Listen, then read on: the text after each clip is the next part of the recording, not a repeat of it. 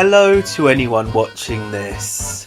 So another Nintendo Direct has come and gone, and even though I don't think it was quite as incredible as a lot of people seem to think it was, there was one thing that got me just extremely excited, and that was Mario Party. Which, to be fair, I do tend to get overly excited for pretty much any Mario Party that's been shoveled onto the 3DS or Switch based on their first trailer. But something about this new game just seems to show that the hype is completely justified this time. Like, they are finally just hunkering down and making the Mario Party that everyone's wanted for the past decade.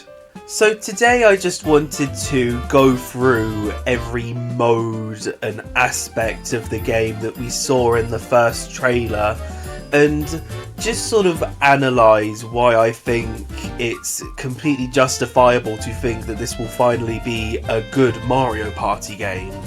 I do want to make it clear that this isn't an analysis of like the space composition on all of the different boards or anything like that. This is just why I think the overall package is going to come together really well for once.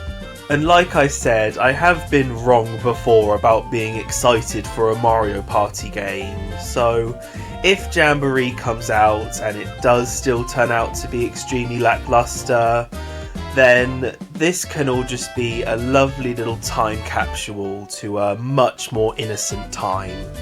But anyway, let's get on with justifiably hyping. And I think the best place to start with all of this is actually outside of the trailer, and that's just having a quick peek at NDCube's development schedule. As you can see, especially in the 3DS and Wii U era, Mario Party games were being pumped out every singular year, and it's no wonder why they all felt so underbaked when they were barely getting any time in the oven. And like, obviously the yearly release schedule was a thing with classic Mario Party as well, but Hudson Soft always had more employees and resources to pour into the games, and, you know, just in general, they always turned out to be good. And even though for the Switch they thankfully dropped the yearly release schedule for the series, it does still kind of feel like both of the games already on the console had some sort of time pressure on them still.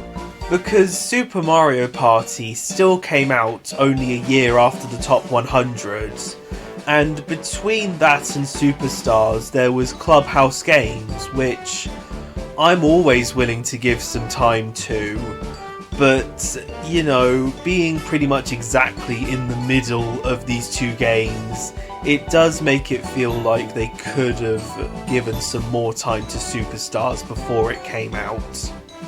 And while yes, Everybody 1-2-Switch came out between Superstars and Jamboree, not only was that just a co-development credit for NDCube, but it's quite widely known that that game was just kind of festering for a good while before it came out, so it just doesn't feel like it impacted the development time of Jamboree. So it's just clear that Jamboree has had a good 2 or so years to be properly worked on and tweaked to make it as good as it hopefully can be. You know, the development schedule is definitely not the most important point I'm going to make here, but just the way it's all shaped up, it does feel like it's definitely worth mentioning.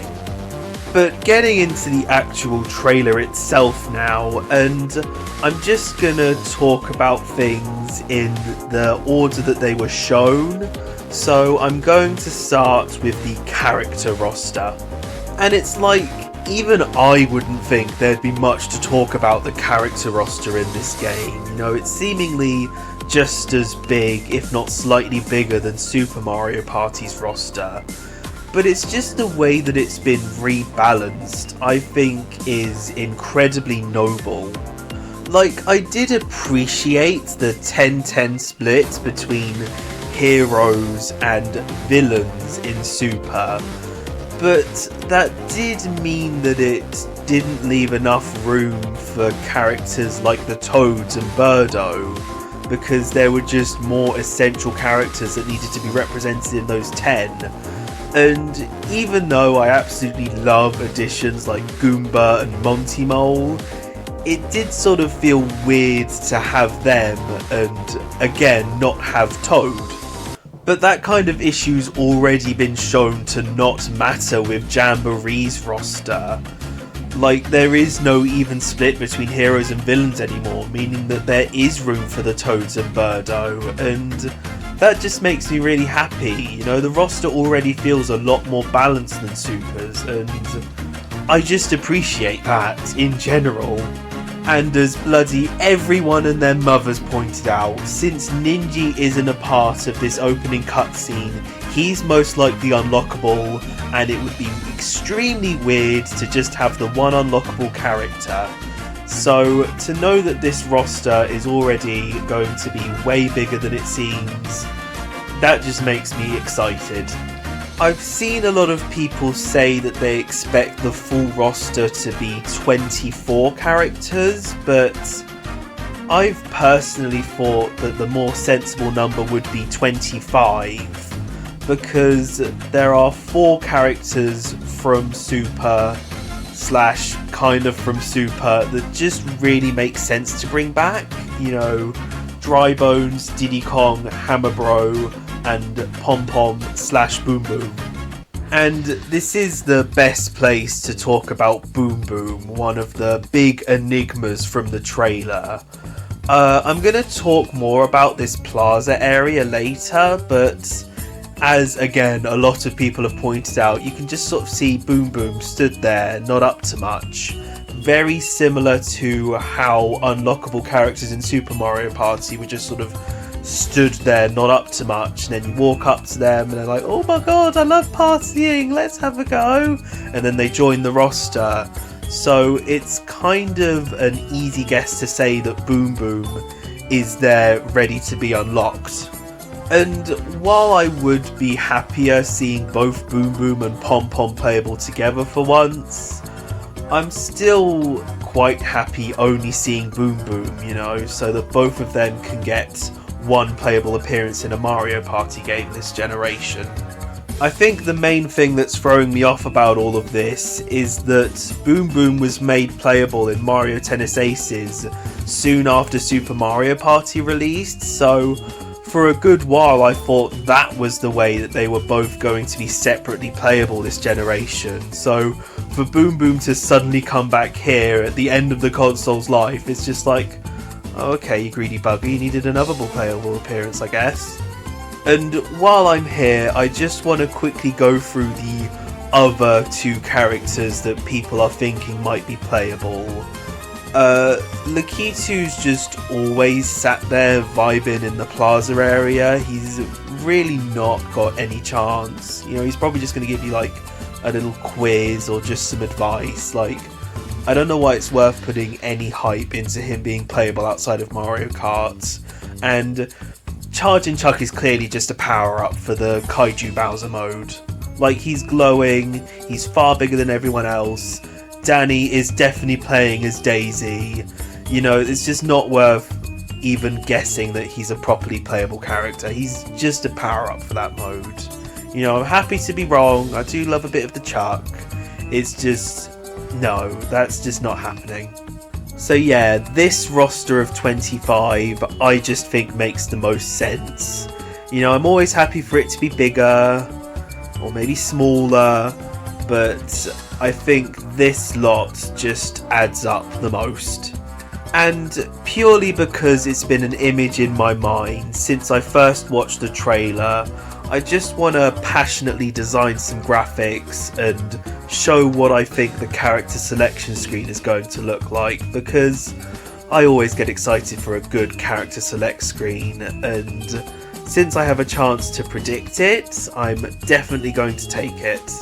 So as you can see, it is a bit similar to Mario Golf Super Rush, but I just think it makes sense to have a more square bit to the side of the characters, mainly so that if they want to show every singular character that's picked in the 8-player or 20-player modes, there's gonna be a nice amount of space for everyone to appear in.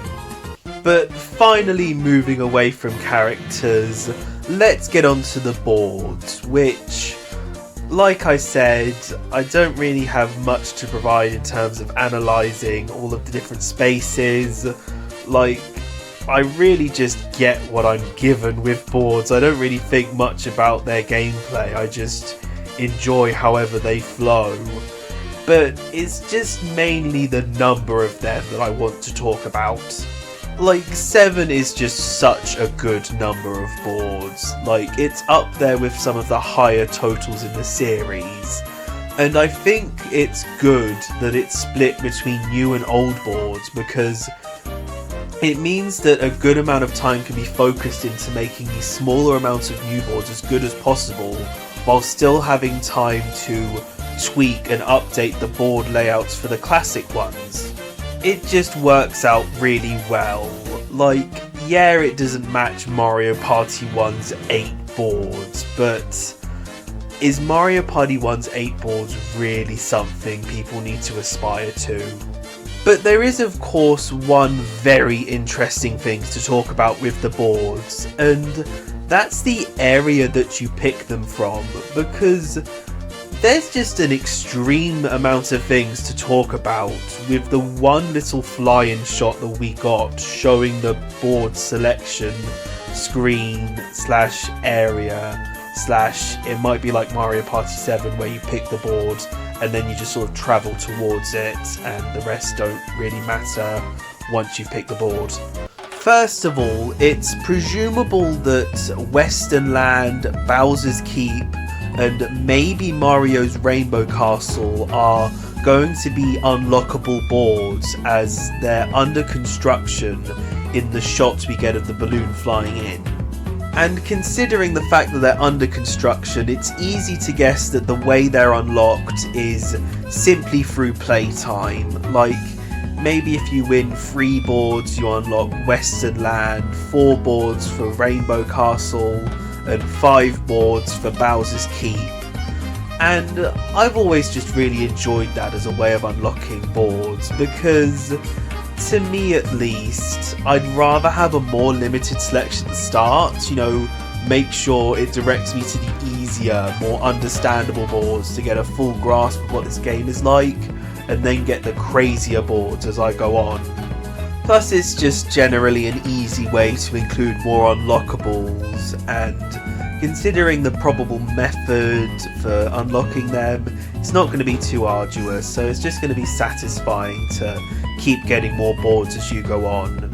But the most interesting thing about the under construction boards is that Dry Bones is working on Bowser's Keep, and considering that he's very likely to be unlockable, I think his method may be, you know, he's finished working on Bowser's Keep, he's just chilling next to it for a bit, then he sees you playing on the board, he's like, oh, go on, I'll join the fun.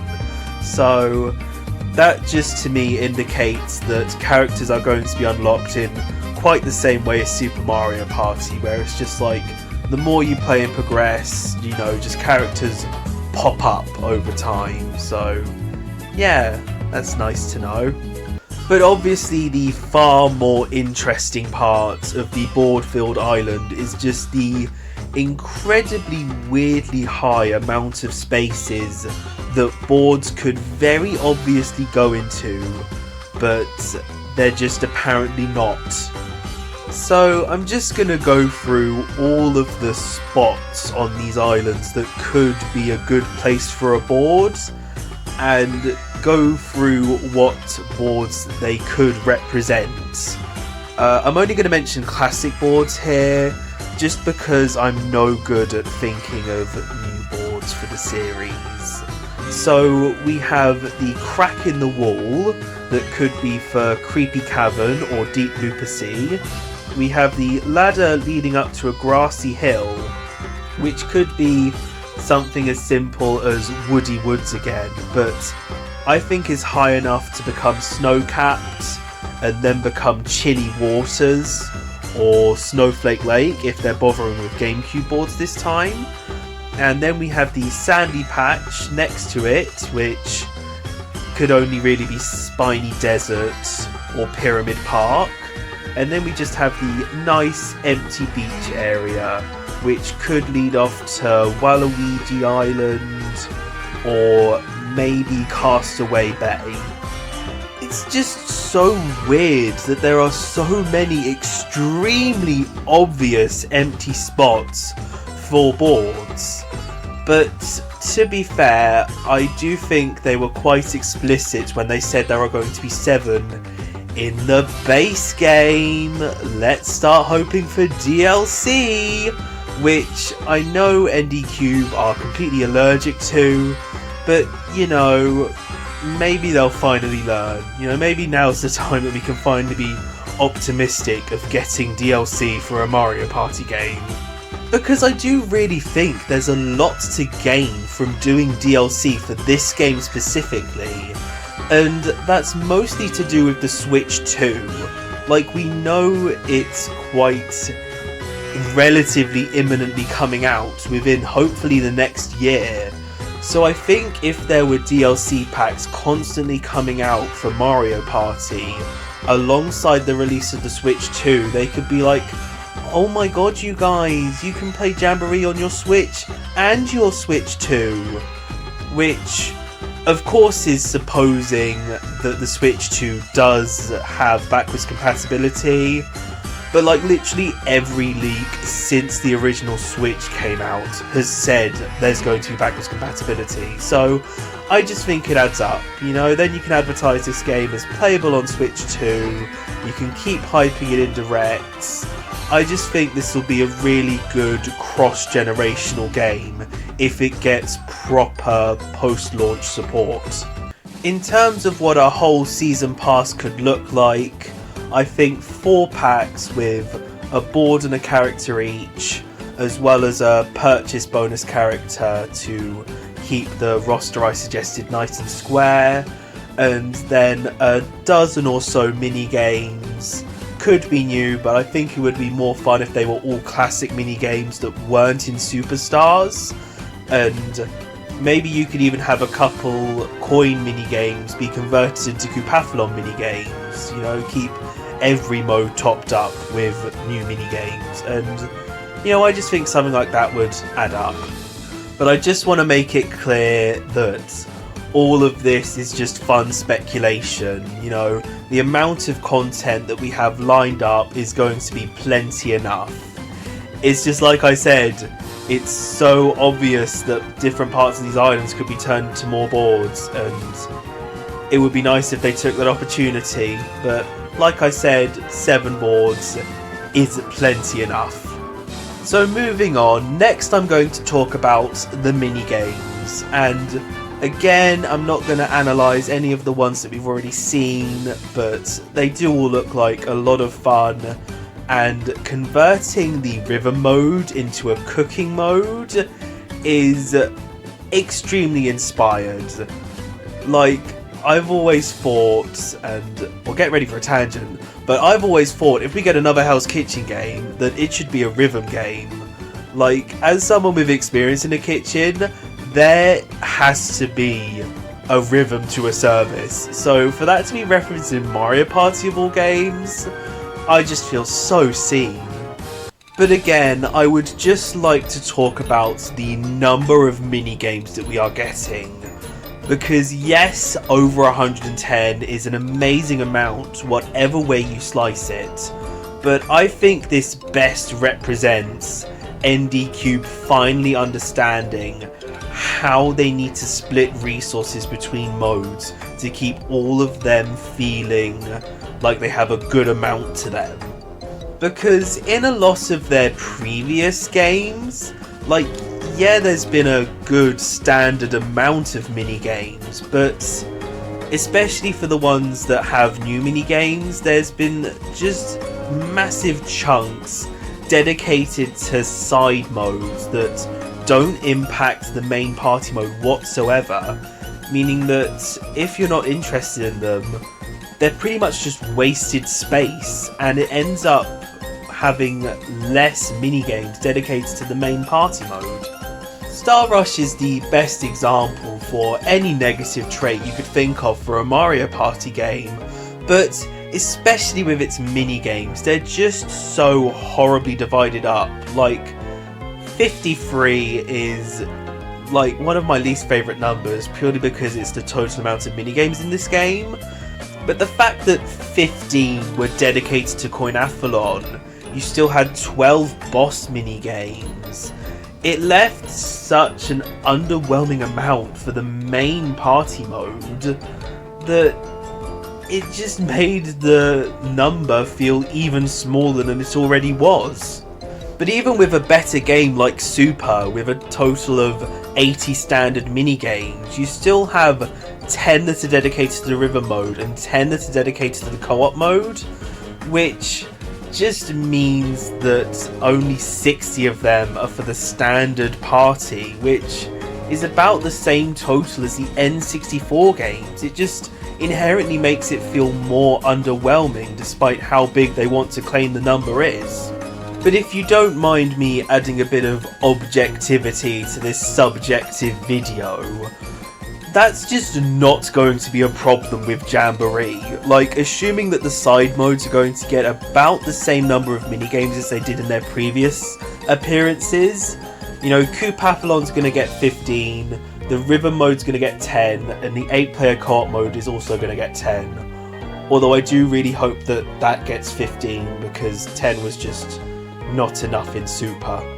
And presuming that the over 110 minigames is going to be for like your sports and puzzle type games, that means that there's going to be a good 70 to 75 minigames for the main party mode, which, yeah, probably about 10 of them are going to be for motion controlled minigames that 99% of people are going to skip over entirely. But like, even the best games like 6 and 7 with their 80 plus minigames had microphone support that barely anyone used. So I don't know if I'm just trying to defend the game at this point, but I feel like a little section of 10 that can be cut out is just marginal. Like, Super Mario Party had its 10 team minigames, and taking off that as well means that game only had 50. So doing the same here and ending up with 60, I don't know, it just balances out to me. So yeah, I just think that any way you slice it, this is the best possible number of minigames we could have. So let's move on to some of the modes where you actually get to play the minigames. Firstly, for all the righteous hate that I can give Star Rush, Coinathlon is one of the most genuinely fun experiences I have ever had in a Mario Party game. So for that to be brought back here out of nowhere and to support 20 players, it's genuinely extremely exciting.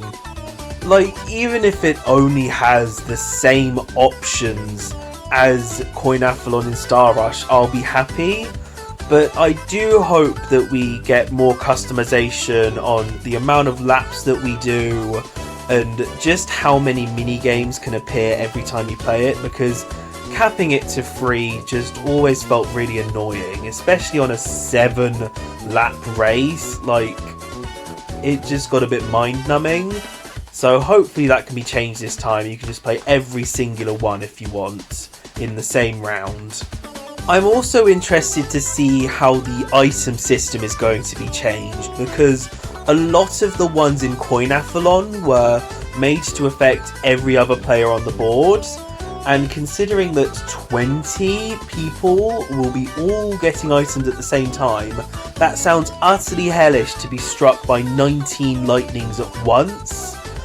So hopefully items are either only going to help you or are only going to hinder the person in front of you, or maybe like 20th and 19th can roll the lightning and nobody else, you know.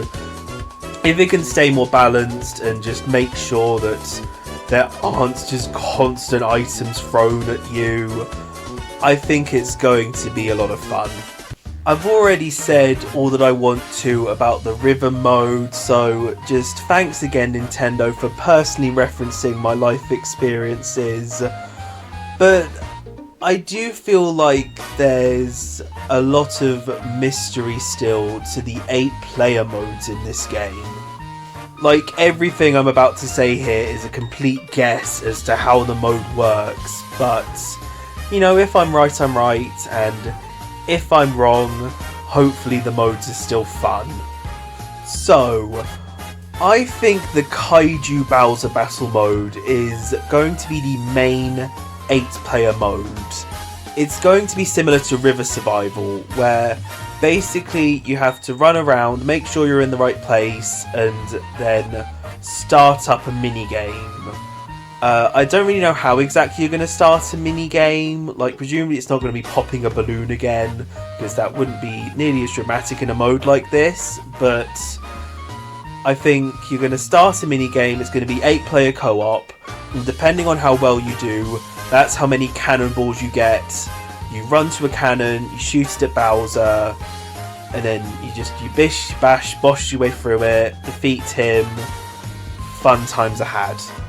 The only reason I'm not 100% sure about this is because it does seem like there are competitive elements to this mode. Like, everybody has their own tally of how well they're doing.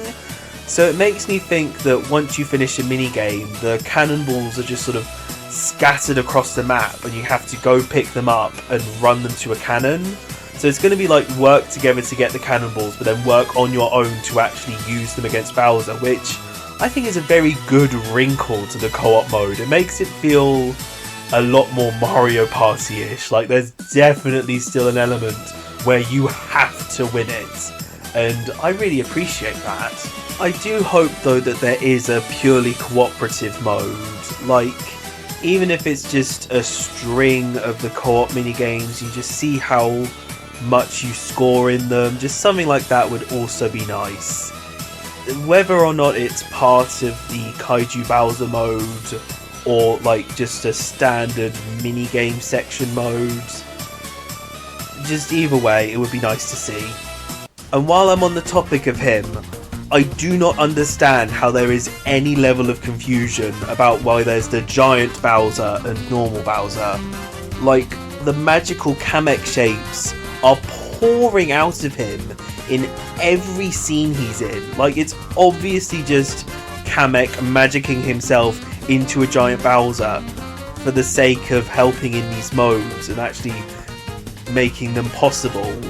You know, I don't know why there's any confusion to that, and yes, I know Bowser was the only character absent in Koopathlon, but I just think that was a bit of luck, or just for the sake of showing the mode without him while also having Bowser chase everyone. Like, he's going to be playable in every mode.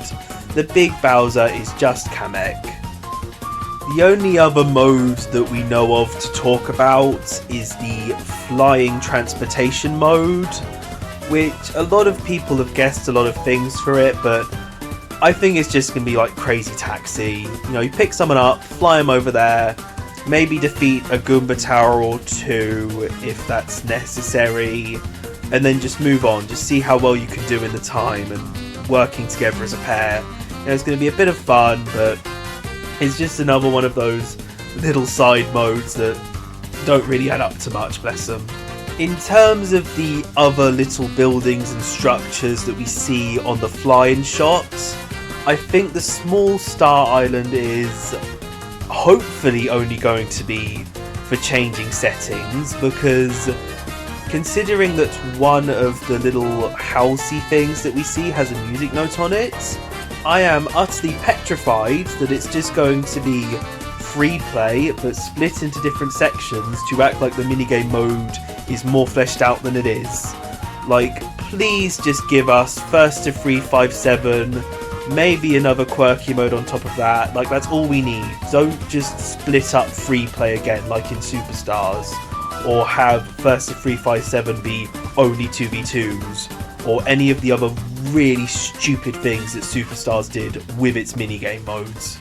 Then we have the building next to the hopefully rhythm mode building, which I'm more inclined to believe at the moment is the minigame area. Like, putting it next to the rhythm mode makes sense, as the rhythm mode is just a glorified minigame mode. So hopefully we can go into this building and we'll have all the options that we need. And hopefully it's just not a big building for free play and absolutely nothing else, because I will be just devastated by that. Like, I can't stress enough, we just need more minigame modes. Not even a lot, just more. But now it's time to get on to the last thing that I need to talk about, which is the plaza area. Which, when I first saw it, I was quite inclined to believe that it was the minigame area, and that the middle platform would have the balloon land on it, and then you'd run up to Toad and you'd be like, oh, pick from all your minigame modes, and then the submarines would be free play, the big boat would be something, the speed boats would be something, and the banana boats would be something. But now I'm more inclined to believe that this is like the main menu hub area for the game. The first real reason for this is, once again, Boom Boom. Like I said, if it's similar to Super Mario Party where you found unlockable characters in the hub, if he's here and he's unlockable, it makes sense for this to be the main hub where you find him, you know, simple as that. But the bigger reason that I think that this is going to be the main hub is because I can very easily put each of these transportation methods to a different mode in the game. Like, the middle bit can take you to the hot air balloon that takes you to the party boards. The giant pink ship can probably fit 20 people on top of it for Koopathlon. The subs, I think, could take you to the Star Island, which makes me more scared that that's going to be a really annoying plain free play minigame mode and nothing else, considering that you'd only need the one sub if it was to just take you to a settings menu. But then the speed boats could take you to the rhythm mode, and then the banana boats could take you to the 8-player modes. And I don't know, I think that really adds up, and it checks with everything that we've currently seen of the game, so I think that makes the most sense. And yes, there is also obviously the rock-covered door that could lead to something exciting, but I think that's just gonna take you to the credits, or maybe a cutscene viewer, and that's about it. You know, nothing significant is gonna be behind there. Let's not get too excited for it. Oh, and also, while I've got a screenshot that illustrates it, the different coloured Shy Guys and Toads on jet skis are quite obviously just for demonstration purposes. Like, I'd love to get all different costumes for characters, but I just don't think we will. I think they're just there to have a bit of fun and just show you what each thing is going to be like and nothing more, which I can appreciate because it at least saves resources rather than modelling like a Yukiki to do it instead. Just recolor characters that are already able to do these things, and there you go, you know, it's Resource Management 101. But yeah, that's God knows how much discussion squeezed out of a 2-minute trailer. It's just like I said, I'm incredibly excited for this game. It genuinely feels like NDCube fully understand how to make a Mario Party game now, and I just think I have every right to be excited, and it's only coming out in a few months, so not long to wait and see if my dreams are going to be crushed. But yeah, if you have any questions or concerns, do let me know.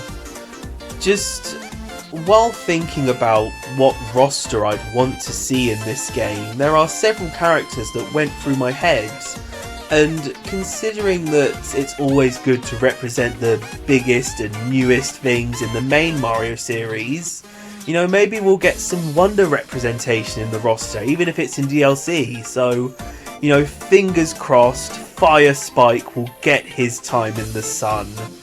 But bye-bye. Have a nice day.